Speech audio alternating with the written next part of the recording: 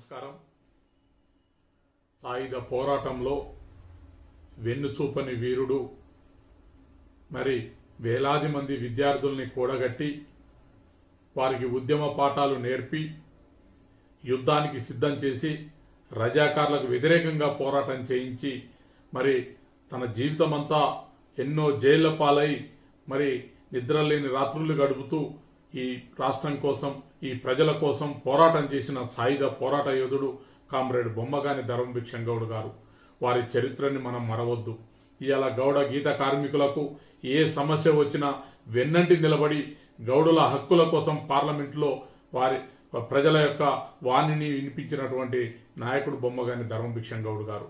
మరి వారి పేరును చిరస్థాయిగా నిలిచిపోయేలా మరి జాతీయ రహదారి, హైదరాబాద్ విజయవాడ జాతీయ రహదారికి ధర్మభిక్షం గారి పేరు పెట్టాలని, సూర్యాపేట జిల్లాకు ధర్మభిక్షం గారి పేరు పెట్టాలని మేము గత ఎన్నో ఏళ్లుగా డిమాండ్ చేస్తా ఉన్నాం.